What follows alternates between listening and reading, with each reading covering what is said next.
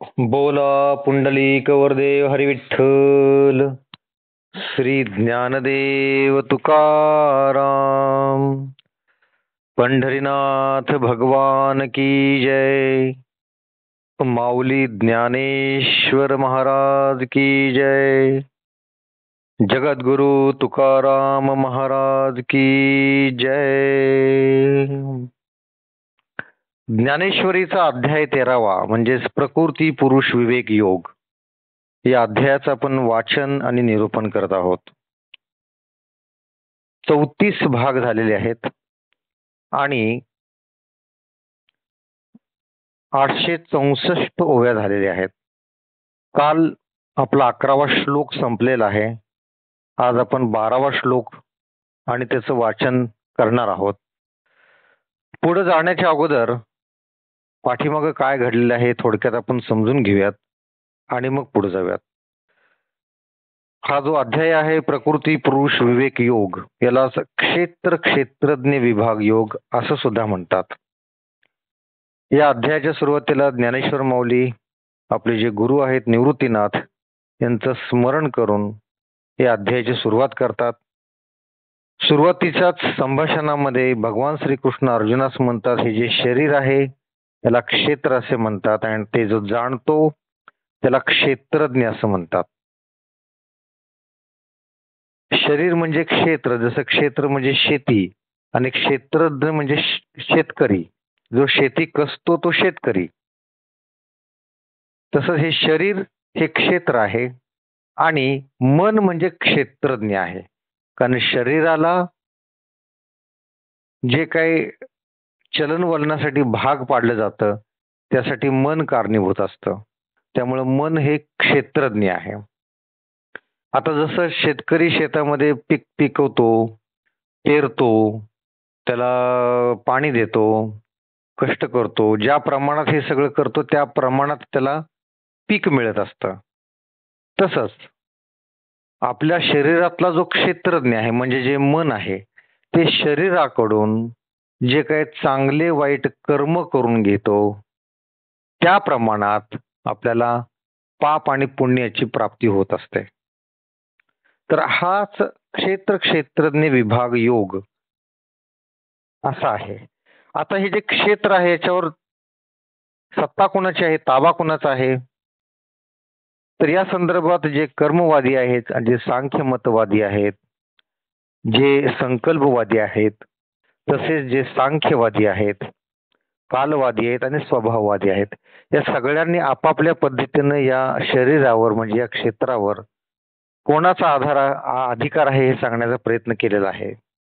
त्यानंतर भगवान श्रीकृष्ण अर्जुनास म्हणतात की हे जे क्षेत्र आहे हे क्षेत्र 36 तत्वांपासून बनलेलं आहे. क्षेत्र म्हणजे शरीर हे 36 तत्वांपासून बनलेलं आहे. त्यानंतर अध्याय नंबर 7 मध्ये सत्पुरुषाची लक्षणं आलेली आहेत. याच्यामध्ये मनाची इच्छा नसणे, दांभिकपणा नसणे, अहिंसा, शांती, सरळपणा, आचार्य उपासना, अंतर्बाह्य सुचिरभूतपणा, स्थिरता आणि आत्मसंयम हे सगळं याचं आपण वाचन आणि निरूपण केलेलं आहे. त्यानंतर साधकांची लक्षणे हे आलेलं आहे श्लोक नंबर 8 मध्ये. तर साधक कसा असावा?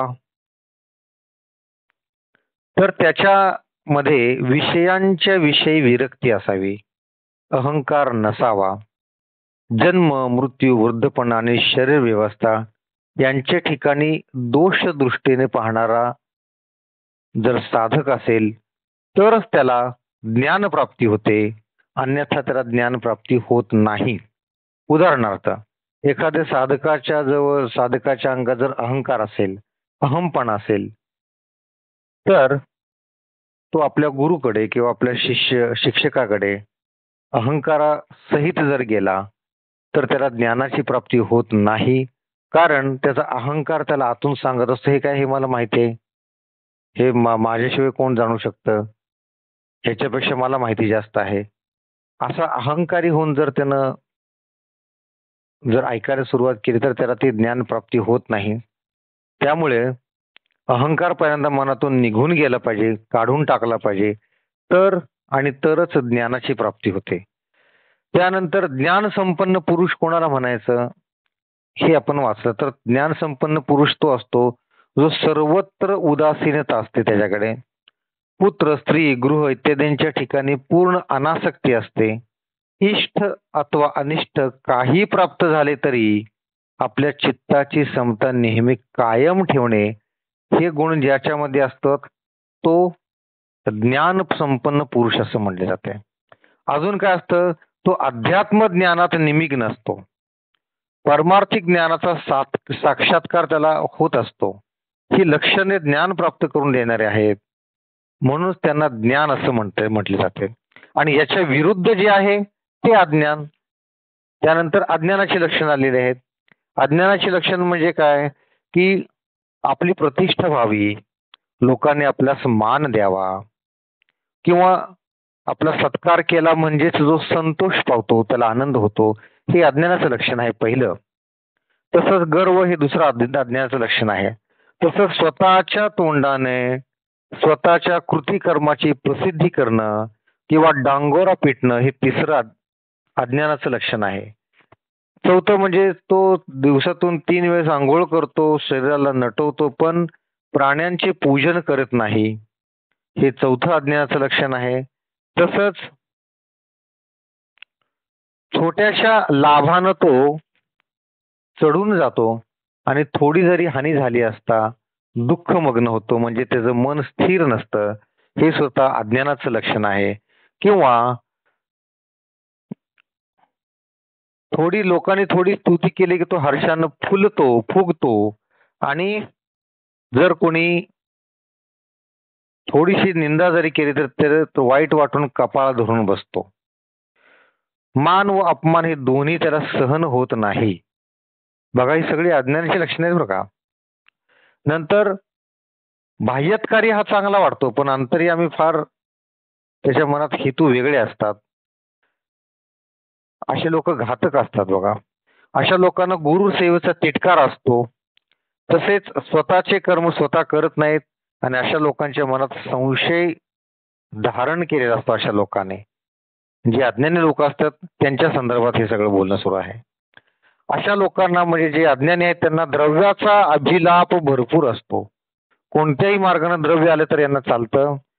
स्त्री संघाविषयी निर्लज्ज असतात. नंतर पुण्यकर्माचे आचरणाबद्दल ते निर्लज्ज असतात. मनात संशय भरलेला असतो. कोणत्याही मार्गे द्रव्य आले तरी अशा लोकांना चालते, म्हणजे नीती आणि अनीती यांच्या बाबतीत ते उदासीन असतात. नीतीनं द्रव्य कमावं, नीतीने पैसे कमवावे असं काही बंधन यांना नसतं.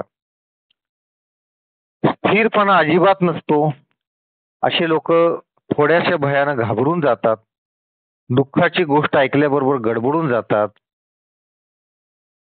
यांच्या मनामध्ये अज्ञान असतं, आत्मसंयमाचा अभाव असतो, लज्जेची मर्यादा कमी असते, कुळधर्म यांना समजत नाही, विषयांचे विषयी बहकलेले असतात, चंचल असतात. अज्ञानाची वृद्धी अशा लोकांच्यात लगेच होते. असे लोक विषयांची इच्छा धारण करून असतात. विषय उपभोगांकरिता, विषयाची प्राप्ती करता कायम तत्पर असतात. ही सगळी अज्ञानाची लक्षण आहेत. इथंच अज्ञानाचे लक्षण संपतात असं नाही, अजून अज्ञानाची लक्षण आहेत. अजून काय की अशा लोकांना स्त्रीचे वेड असते, मरेपर्यंत विषयाचा तिटकारा येत नाही. नंतर अभिमानाचा ताठा यांच्यामध्ये असतो. मीच शाणा, मीच श्रीमंत असा गर्व त्यांच्यामध्ये ठासून भरलेला असतो. दुसऱ्याचे चांगले झाले तर यांना सहन होत नाही, म्हणजेच त्यांचा स्वभाव मत्सरी असतो. अहंकार असतो, अंगात ताठा असतो.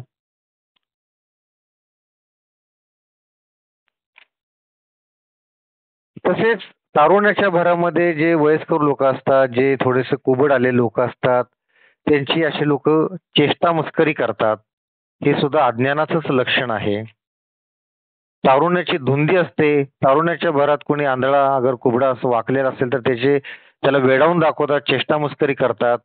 तारुण्याची घमेंड भरपूर असते. असे पुरुष अज्ञानाचे घर आहे असे पक्के समजा, असं भगवंत सांगत आहेत. असे लोक मरेपर्यंत भूक व झोप चांगली लागत आहे व जोपर्यंत रोगराई वगैरे काही झाले नाही तोपर्यंत आपल्याला वृद्धापकाली रोग वगैरे वगैरे जडतील याची ते काळजी आणि फिकिरी बाळगत नाहीत. हे सुद्धा अज्ञानाचंच लक्षण आहे. जोपर्यंत शरीर धडधाकट आहे तोपर्यंत त्याचं संवर्धन करायचं असतं आणि तोपर्यंतच त्या शरीराचा वापर करून भगवंताची प्राप्ती करून घ्यायची असते. म्हणजे भगवत भक्ती ही तारुण्यातच चालू करायची असते. हे अज्ञानी पुरुषांना समजत नाही. अजून अतिशय महत्वाची गोष्ट, जी गोष्ट करू नये ते करतात, जे मागू नये ते मागतात, जी वस्तू घेऊ नये ते मागतात, ज्या गोष्टी मनात सुद्धा आणू नये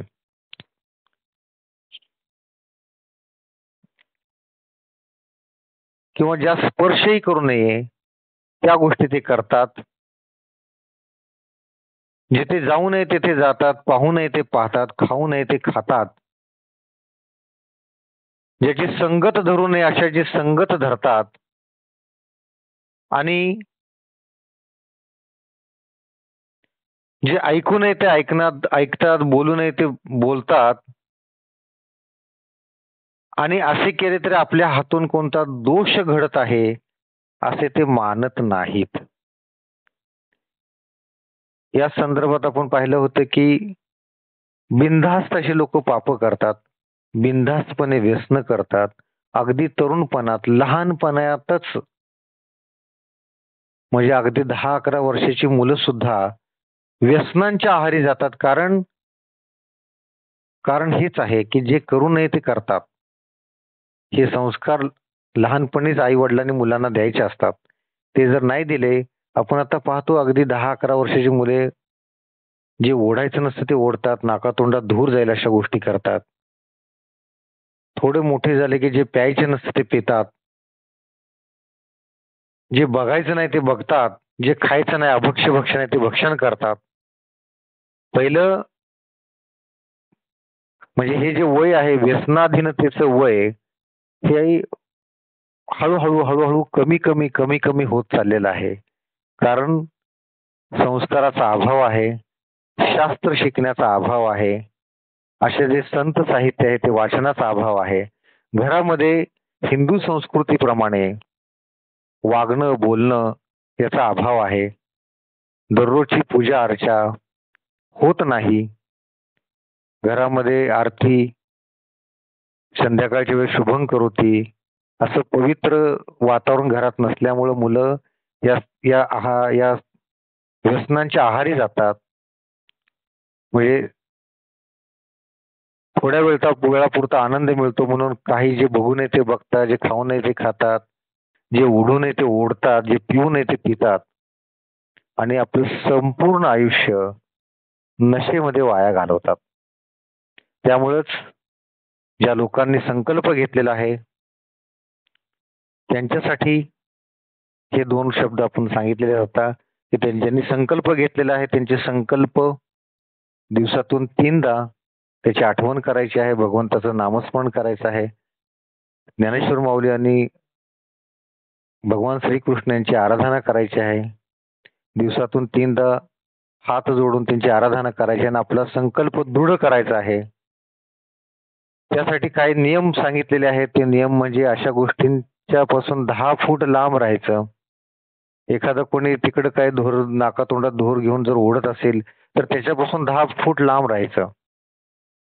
अशी पेय विक्री करणारे दुकान आहेत त्याच्या पायरीला सुद्धा जायचं नाही कधी आपण. तिकडे बघायचं सुद्धा नाही. असे काही मित्र असतात आपल्याला फोन करतात संध्याकाळच्या वेळेस विशेषतः, त्यांचे फोन घ्यायचे नाहीत, अजिबात घ्यायचे नाहीत. जे काय ते सकाळी मित्र सकाळी, संध्याकाळी 8 नंतर कुठलेही मित्र नाहीत. मित्र दिवसाचे, रात्रीचे मित्र काही कामाचे नाहीत. पहाटेचे मित्र असेल तर अजून चांगलं. सकाळी उठावं, फिरायला जावं, व्यायाम करावा, खेळ खेळावं, शरीर तंदुरुस्त करावं आणि तंदुरुस्त शरीर असेल तरच ते भगवत मार्गाला लगेच लागू शकतं. अन्यथा भगवत भक्ती होत नाही. तर त्यामुळं या व्यसनाधीनतेपासून लांब राहण्यासाठी तुम्ही दिवसातून 3दा संकल्प करायचा आहे आणि संकल्प दृढ होण्यासाठी रोजच्या रोज हे नियम पाळायचे आहेत. अजून नियमामध्ये हे सांगितलेलं आहे की टीव्हीला असं काय गोष्टी लागल्या तर तो चॅनल बदलायचा. आपल्याकडे कोणी येणार असेल, आपल्याला अगोदरच कळलं की हा यावेळेस शुद्धीत नसतो, तर त्याला बाहेरच थांबवायचं, हात जोडून नम्रपणे त्याला म्हणायचं आमच्या घरात हे चालत नाही. त्याच्यातून आपल्या 4 फुटाचं अंतर असलं पाहिजे. हे सगळे नियम पाळले तर तुमची पुढची पिढी या घाणीपासून वाचणार आहे, नाहीतर या घाणीत बरबटल्याशिवाय राहणार नाही.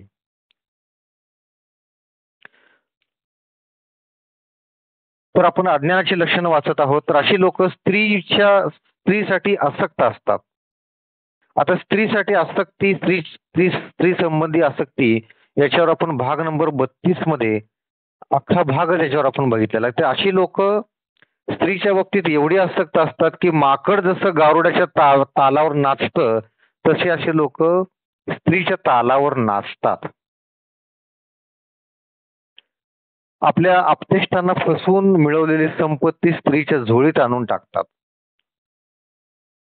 स्त्रीला जे हवं ते देतात आणि आपल्या घरातल्या बाकीच्या लोकांना, बाकीच्या म्हणजे मुलं असतील, आई वडील असतील, त्यांना त्या प्रमाणात काही देत नाहीत.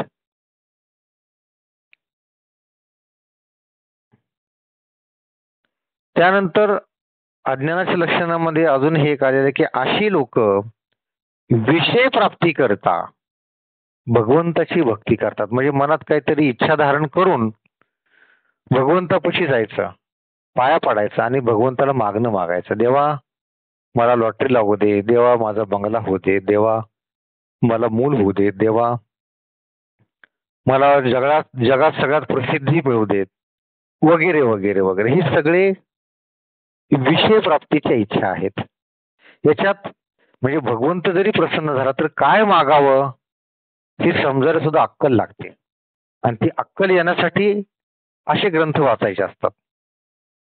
तर भगवंताकडे काय मागायचं असतं? पैसा मागायचा नसतो, प्रसिद्धी मागायची नसते, सत्ता मागायची नसते. मग काय मागायचं असतं? तर भगवंताकडं भगवंता मला तुझ्याशी मद्रूप व्हायचं आहे हे मागायचं असतं. मोक्ष मागायचा असतो.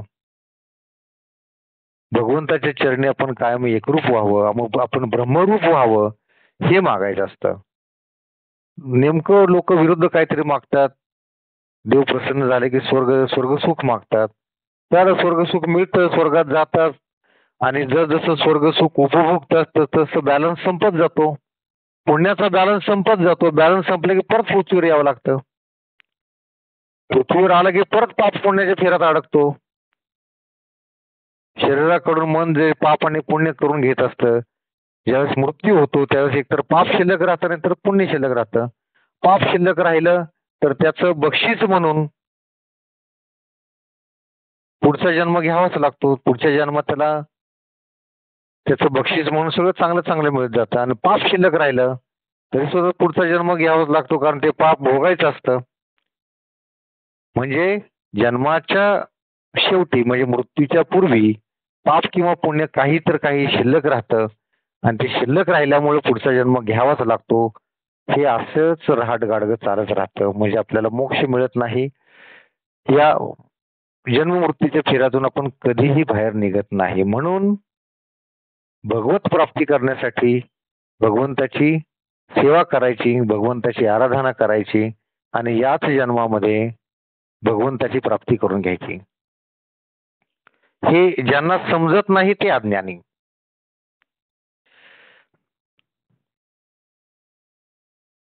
ही सगळी अज्ञानाचीच लक्षण सुरू बघा. अजून 11वाच श्लोक चालू आहे.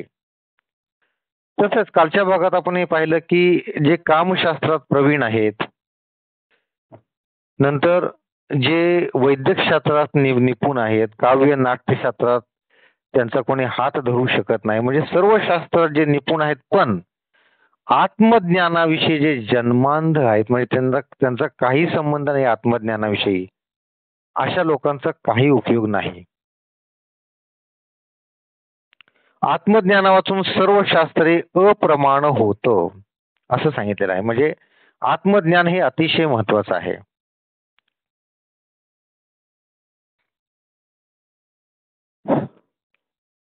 म्हणून अशा मनुष्यास ज्ञानाचे तत्व कळत नाही हे आपण समजून घेतलं पाहिजे. त्यानंतर ज्ञानाची 18 लक्षणं जी सांगितलेली त्याच्या विरुद्ध जर केलं तर अज्ञानाची लक्षणं येतात.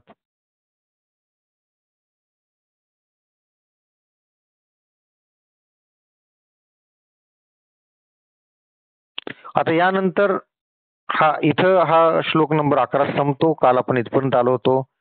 त्यानंतर भगवंत अर्जुनास म्हणतात की आता तुला मी ज्ञेय म्हणजे काय ते सांगतो. तर ज्ञेय म्हणजे काय हे आपण आजच्या भागात बघणार आहोत. तर श्लोक नंबर 12 ओळी नंबर 865. तरी ज्ञेय ऐसे म्हणणे वस्तू ते येण्याची कारणे जे ज्ञाने वाचुने कवणे उपाये नये आणि जाणीतेले या वरैते काहीच करणे नाही जेथे जाणण्याची तन्मयाते आणि जयाचे जे जाणीतले यासाठी संसार काढून या काठी जिरोनी जाई जे पोटी नित्यानंदाच्या ते ज्ञेयगा ऐसे आदि जया नसे परब्रह्म अपैसे नाम जया जे नाही म्हणो जाई जे तव विश्वकारे देखिजे आणि विश्वाची ऐसे म्हणिजे तरी हे माया. आता बघा हे आजच्या श्लोकामध्ये आपण ज्ञेय म्हणजे काय हे लक्षात घेणार आहे. म्हणजेच ज्ञेय म्हणजेच ब्रह्मतत्व. थोडस क्लिष्ट आहे पण नीट समजून घेतलं तर अतिशय इंटरेस्टिंग आहे. लक्षात घ्या. आता जे ह्या श्लोकाचा श्लोकार्थ पर्यंत आपण वाचूयात. जे ज्ञेय म्हणजे जगण्यास योग्य, जे जाणल्याने जीवास मोक्ष मिळतो. तर ज्ञेय म्हणजे काय, जे जगण्यास योग्य आहे त्याला ज्ञेय म्हणतात. ठीक आहे. आणि जे लक्षात घेतल्याने, जे जाणून घेतल्याने जीवास मोक्ष मिळतो. म्हणजे मोक्ष मिळवायचा असेल तर ज्ञेय जो काय प्रकार आहे तो जाणून घेतला पाहिजे. ते तुला मी आता सांगतो असं भगवंत म्हणत आहेत. ज्याला आदी नाही, सर्वोत्कृष्ट ब्रह्मसत म्हणता येत नाही व असत म्हणता येत नाही. आता हे काय नीट समजून घेऊयात. हे पहा, वस्तूला म्हणजे ब्रह्माला ज्ञेय म्हणण्याचे कारण इतकेच की ते ज्ञान प्राप्तीशिवाय इतर कोणत्याही उपायाने प्राप्त होत नाही. म्हणजे काय, ज्ञेय हे ज्ञान प्राप्तीनंतरच प्राप्त होतं. आणि ज्ञेय म्हणजेच ब्रह्म हे बेसिक आहे. हे पहिल्यांदा नीट लक्षात घ्या, नाहीतर पुढचं काहीच समजणार नाहीये. परत सांगतो, ज्ञान प्राप्तीशिवाय ज्ञेय प्राप्त होत नाही. म्हणजे पहिल्यांदा ज्ञान मिळालं पाहिजे. ज्ञानातून आपल्याला समजतं की ज्ञेय म्हणजे काय आहे. आणि ज्ञेय म्हणजेच ब्रह्म. म्हणजे ब्रह्माच्या प्राप्तीसाठी ज्ञान मिळवणं आवश्यक आहे. ठीक आहे. हे बेसिक क्लिअर झालं. आता पुढं, आणि ते समजल्यावर मुमुक्षही काही कर्तव्य उरत नाही, कारण त्याचे ज्ञानच मुमुक्षाला तद्रूपतेला आणते. तद्रूपतेला म्हणजे ते जाणल्याबरोबर ते तद्रूप होतो, म्हणजे भगवंताशी मद्रूप होतो.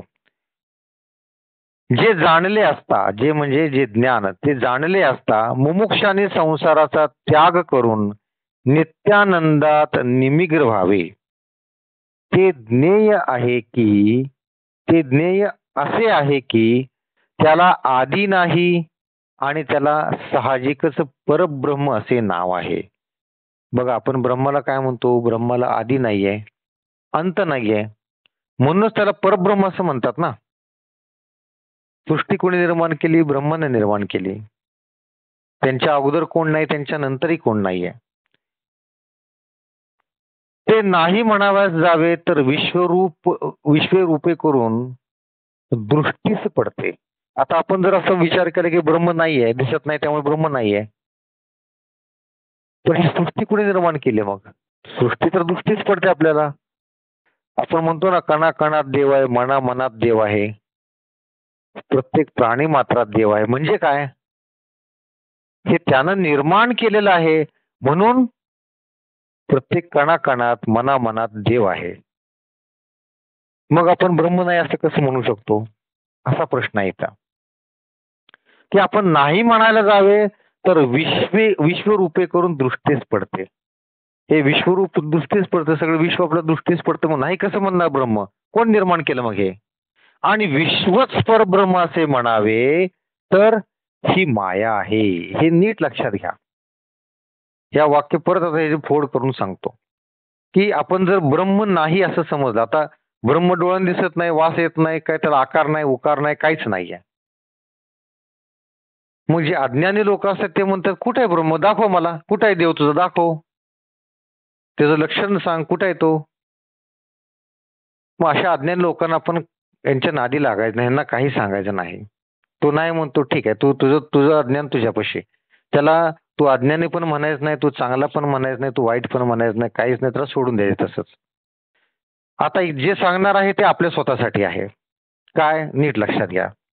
आपण जर असं म्हटलं की ब्रह्म नाहीये, तर मग ही सृष्टी कोणी निर्माण केली? हे विश्वरूप तर समोर आपल्याला दिसते, म्हणजे ब्रह्म आहे. ठीक आहे. आणि विश्वच जर परब्रह्म आहे असं म्हणावं, हे सगळं विश्व म्हणजे झाड झुडप, प्राणी मात्र, मनुष्य, हवा, पृथ्वी, हे सगळं मिळून जर विश्व आहे असं जर आपण म्हटलं, परब्रह्म आहे, हे सगळं विश्वच परब्रह्म आहे असं जर म्हटलं, तर ही माया आहे, म्हणजे हे खोटं आहे असं आपल्याला भासतं. की हे सगळं विश्वच परब्रह्म आहे आपल्याला भासतं, पण ते मिथ्या आहे, ते खोटं आहे, ती माया आहे. मग खरं काय आहे? पुढे वाचूयात आता. त्याला रूप वर्ण आकारही नाहीत, तसेच ते दृष्टीस पडणारे नाही व ते कशासही पाहतही नाही, तेव्हा ते आहे असे कोण व कसे म्हणावे?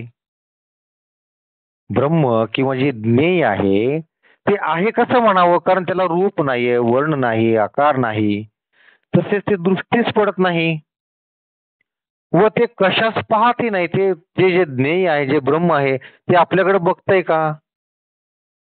जे आपल्याला दिसतच नाही ते ते आपल्याकडे बघतंय, आपल्याला कसं कळणार? त्यामुळे ते कशाशी पाहत नाही, तेव्हा ते आहे असे कोणी व कसे म्हणावे?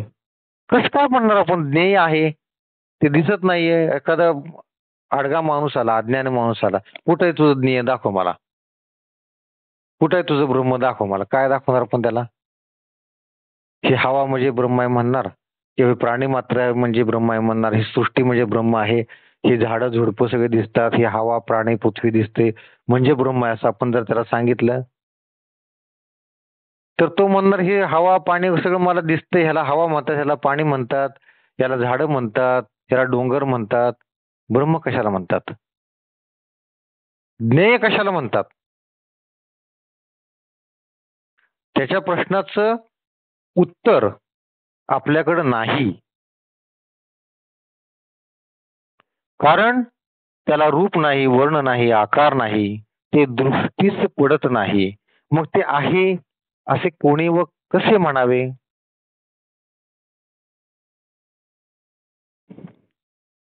आणि साचची जरी नाही तरी महदादी कोणे ठाई, स्फुरत कैचे काही तेणे विणसे, म्हणून आथी नाथी हे बोले, जे देखुनी मुखी जाहले, विचारेसी मोडिले वाट जेथे, जैसी भांड घट शरावी, तदाकारे असे पृथ्वी, तैसे सर्व होनिया सर्वी, असे जे वस्तू. बरे, ते नाही असे धरून चालले तर ही महत्त्ववादी कोठून स्फुरण पावली? आता ज्याला रूप नाही, वर्ण नाही, दृष्टीच पडत नाही, मग ते आहे असं कोणी व कसं म्हणावं? हा बरं ठीक आहे, आपण नाही म्हणायचं ठरवलं की ते नाही आहे. तर मग हे महत्त्ववादी कुठून स्फुरण पावली? म्हणजे पृथ्वी वगैरे हे सगळं जे जे स्फुरण पावलेलं आहे, उत्पन्न झालेलं आहे, कुठून उत्पन्न झालं मग? आणि त्या वाचून दुसरे काही तरी आहे म्हणून त्या संबंधाने आहे किंवा नाही असे काहीच बोलता न येऊन वेदाचीच वाणी मुखी झाली आणि त्यांच्या ठिकाणी विचारासही वाट खुंटली. बघा, हे ब्रह्म किंवा हे जे ज्ञेय आहे, हे आहे असंही म्हणता येत नाही आणि नाही असं सुद्धा म्हणता येत नाही. यासाठी जे वेद आहेत ते वेदांची ही वाणी मुखी झालेली आहे, या प्रश्नाचं उत्तरच नाहीये. आणि विचारांची वाटही खुंटली. ज्याप्रमाणे मातीपासून तयार केलेले डेरे, घागरी, परळ इत्यादींच्या आकाराप्रमाणे पृथ्वी दिसते. बघा, आपण माठामध्ये पाणी भरतो, रांजणात पाणी भरतो, घागरीमध्ये पाणी भरतो आणि त्यात वाकून पाहिलं की त्यात आभाळ दिसतं, पृथ्वी दिसते. मग घागरीचं तोंड लहान असतं, मग आपल्याला पृथ्वी लहान दिसते. रांजणाचं तोंड त्यापेक्षा थोडं मोठं असतं, मग त्यात आपल्याला पृथ्वी किंवा आभाळ मोठं दिसतं. म्हणजे आपण जे जे पाहतो ते त्यापेक्षा वेगळं आहे. त्याप्रमाणे ब्रह्म आपणच जरी सर्व जग नटलेले असून जगात ओतप्रोत भरलेले आहे, तथापि ते त्याहून भिन्न आहे. हे जे ब्रह्म आहे, हे जे ब्रह्मतत्व आहे, हे जगामध्ये सर्वत्र भरलेलं आहे, ओतप्रोत भरलेलं आहे, कणाकणात ब्रह्म आहे.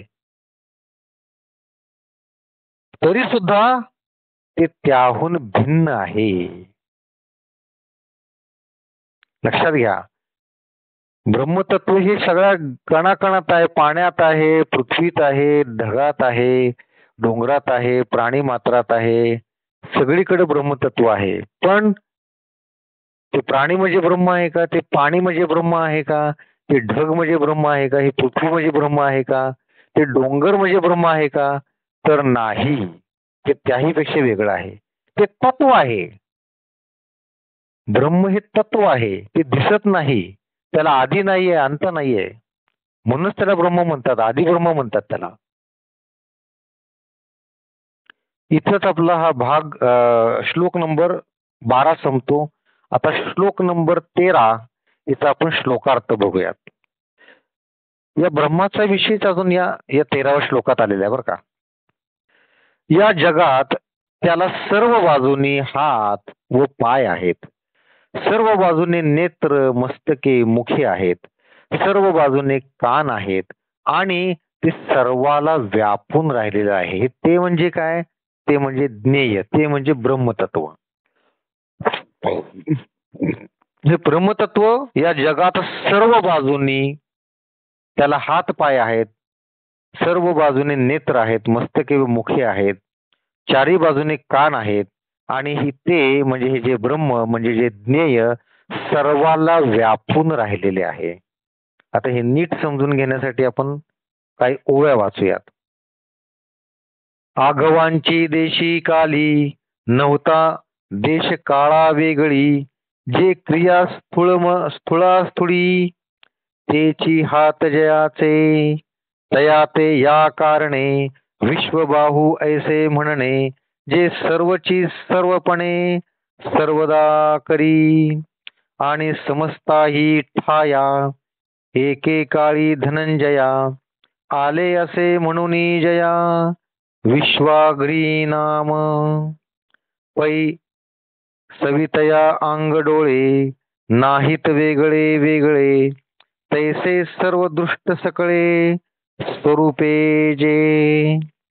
म्हणून विश्व चक्षु हा अचक्षुषा ठाई पक्षु, बोलावया दक्षु जाहला वेदू, जे सर्वांचे शरीरावरी नित्य नांदे सर्वापरी, ऐसी ये स्थितीवरी विश्वमूर्धा म्हणिपे. पैगा मूर्ती तेची मुख, हुताशना जैसे देख, तैसे सर्वपणे आशेख भोगतो जे. सर्व देशात सर्व काली भरलेले असल्यामुळे स्थूल सूक्ष्म वस्तूंपासून तेच क्रिया करवते. नीट लक्षात घ्या, परत वाचूयात. सर्व देशात सर्व काली, सर्व देशात म्हणजे संपूर्ण पृथ्वीवर, सर्व काळी म्हणजे कायम ते भरलेले असल्यामुळे, ते म्हणजे ते ज्ञेय, ज्ञेय म्हणजे ब्रह्म, भरलेले असल्यामुळे स्थूल व सूक्ष्म वस्तूंपासून तेच क्रिया करवते. म्हणजे आपण बोलतो, आपण श्वास घेतो, पृथ्वीवर वारे येतात, पाऊस पडतो, ऊन पडतं, झाडं वाढतात, प्राणी मोठे होतात, म्हातारे होतात, मरतात.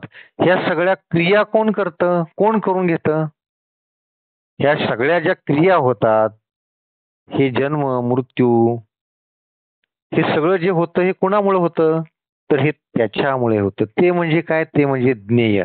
ज्ञेय म्हणजे काय? ब्रह्म. या सगळ्या क्रिया हे तेच करवतं. म्हणून वस्तूत ज्याचे हात होत, म्हणून प्रत्येक ठिकाणी त्याचा हात आहे. प्रत्येक ठिकाणी त्याचा हात आहे. त्या ब्रह्माला या कारणामुळेच विश्वबाहू असे म्हटलेले आहे. म्हणजे विश्वबाहू, सगळ्या विश्वाचा, सगळ्या विश्वात त्याचे बाहू आहेत. बाहू म्हणजे हात आहेत. कारण हे सगळं विश्व हलवण्यासाठी ज्याचा बाहू म्हणजे ज्याचा हात आहे, तो हा ब्रह्म, तो हे ज्ञेय आहे. का? की ते सर्वत्र सर्व प्रकारे सर्वदा क्रिया करवते. कारण हे जे विश्वबाहू म्हणजे हे जे ज्ञेय आहे, म्हणजे जे ब्रह्म आहे, ते सर्वत्र म्हणजे सर्व पृथ्वीवर, सर्व विश्वामध्ये सर्व प्रकारे क्रिया करवत असते. म्हणजे जे काय या पृथ्वीवर हालतंय, ज्या ज्या काय क्रिया होत आहेत, छोट्या असो किंवा मोठ्या असो, छोट्या क्रिया म्हणजे अगदी सूक्ष्म जर आपण विचार केला तर ॲटम्स मध्ये जी पण काही हालचाल होती तिथपासून ती अख्खी पृथ्वी हलते, सूर्याभोवतीने फिरते, इथपर्यंत सर्व हालचाली हा विश्वबाहू म्हणजेच ब्रह्म म्हणजेच ज्ञेय करत आहे. म्हणून त्याला विश्वबाहू असं म्हणतात. आणि अर्जुना, ते सर्व ठिकाणी एक समान वच्छेदे करून असते, म्हणून त्याला विश्वांग्री असे नाव प्राप्त झालेले आहे. म्हणजे इथं जास्त ताकद लावली, भारतातच जास्त ब्रह्म आहे आणि अमेरिकेत नाही असं नाही. सर्व ठिकाणी त्याची ताकद समान आहे, म्हणून त्याला विश्वांग्री असं नाव झालेलं आहे, असं नाव प्राप्त झालेलं आहे. ज्याप्रमाणे सूर्याला अंग व डोळे हे अवयव वेगवेगळे नाहीत, त्याप्रमाणे जे सर्व स्वरूपे करून पाहते, म्हणूनच त्यास डोळे नाहीत, तरी वेदाने त्याला मोठ्या शहाणपणाने विश्वत चक्षु असे म्हटले आहे. याच ब्रह्माला वेदाने विश्वत चक्षु असे म्हटलेले आहे. कारण या विश्वामध्ये प्रत्येक ठिकाणी त्याचं लक्ष आहे, संपूर्ण विश्वावर त्याचं लक्ष आहे. म्हणजे असंख्य डोळे आहेत त्याला. जसं सूर्याला हात पाय नाही आहेत, फक्त डोळे आहेत असं म्हटलं जातं. म्हणजेच सूर्याला अंग, हात पाय, डोळे असे वेगळे अवयव नाहीत.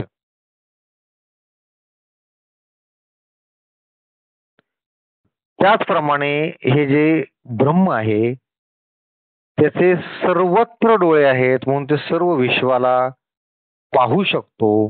म्हणूनच त्याला विश्वत चक्षु, चक्षु म्हणजे डोळे, विश्वत म्हणजे संपूर्ण विश्वात ज्याचे डोळे आहेत, संपूर्ण विश्वावर ज्याचे डोळे आहेत, म्हणजे संपूर्ण विश्वावर ज्याची नजर आहे, त्याला विश्वतचक्षु असे म्हणतात. ते म्हणजे ब्रह्म, ते म्हणजेच ज्ञेय, जे सर्वांपेक्षा उंच, सर्व प्रकारे नित्य आहे, म्हणून त्याला विश्वमूर्धा असेही म्हणतात. हे जे तत्व आहे, हे जे ब्रह्मतत्व आहे, सर्वांपेक्षा उंच आहे आणि सर्व प्रकारे नित्य आहे, म्हणजे समान आहे, कायम आहे. आत्ता आहे ना उद्या नाही, काल नव्हते उद्या आहे असं नाही, नित्य आहे, म्हणून त्याला विश्वमूर्धा असे म्हणतात. हे पहा, अग्नीची जी मूर्ती तेच त्याचे मुख होय. अग्नी जर पेटला तर आपण म्हणतो ना, तो अग्नीच्या भक्ष्यस्थळी गेला, म्हणजे अग्नीच्या पोटात गेला. म्हणजे काय, अग्नीला हात पाय नाही, फक्त मुखच आहे. जे जे येतं ते त्या अग्नीच्या मुखात जातं, जाळून टाकतं ते. म्हणून अग्नीची जी मूर्ती तेच त्याचे मुख होय.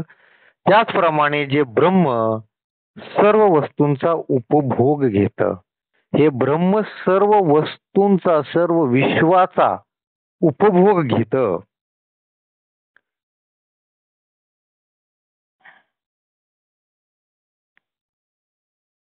आता या ब्रह्माविषयीच अजून बरचसं काही आहे, पण आज आता आपली वेळ संपलेली आहे. त्यामुळं भाग नंबर 36 म्हणजेच या ब्रह्माच्या संदर्भी, या ज्ञेयाच्या संदर्भी अजून एक भाग आपल्याला पाहायचा आहे. थोडंसं क्लिष्ट वाटत असेल तुम्हाला, पण नीट लक्षात घेतलं तर लक्षात येईल तुम्हाला. मी परत अजून थोडंसं आपण आजचा जे भाग झालेला त्याची आपण उजळणी घेऊयात, म्हणजे उद्या अजून समजायला सोपं जाईल. तर भगवंत म्हणतात की तुला ज्ञेय म्हणजे काय सांगतो. ज्ञेय म्हणजे काय, जे जगण्यास योग्य आणि जे जाणल्याने जीवाला मोक्ष मिळतो. आता काय जाणल्याने, तर वस्तूला जे ब्रह्माला ज्ञेय म्हणण्याचे कारण इतकेच की ते ज्ञान प्राप्तीशिवाय कोणत्याही उपाय प्राप्त होत नाही. म्हणजे ब्रह्माला प्राप्त करायचं असेल तर ज्ञान प्राप्ती करण्याशिवाय इलाज नाही. आता हे ब्रह्म कसं आहे, त्याला आधी नाही, त्याला अंत नाही, ते डोळ्याने दिसत नाही, पण तरीही त्याच्यापासून विश्वाची निर्मिती झालेली आहे. म्हणजे म्हणून हे विश्व म्हणजे ब्रह्म आहे का, नाही आहे, ती माया म्हटलं जातं. पण संपूर्ण विश्वात ब्रह्म भरून राहिलेला आहे. तर उद्या आपण उर्वरित भाग पाहणार आहोत. त्यातच आपण ब्रह्माच्या संदर्भात अजून ऐकणार आहोत. सर्वांनी डोळे मिटायचे आहेत, हात जोडून घ्यायचे आहेत. ज्यांनी व्यसनापासून मुक्तीचा संकल्प घेतलेला आहे, त्याने संकल्प मनातल्या मनात आठवून घ्यायचा आहे. भगवंताच्या चरणी मस्तक ठेवून भगवंताला आपल्या या संकल्पासाठी शक्ती देण्यासाठी मागणं करायचं आहे. बोला पुंडलिक वरदेव हरी विठ्ठल, श्री ज्ञानदेव तुकाराम, पंढरीनाथ भगवान की जय, माऊली ज्ञानेश्वर महाराज की जय, जगद्गुरु तुकाराम महाराज की जय, सर्व संतों की जय. जय जय रघुवीर समर्थ.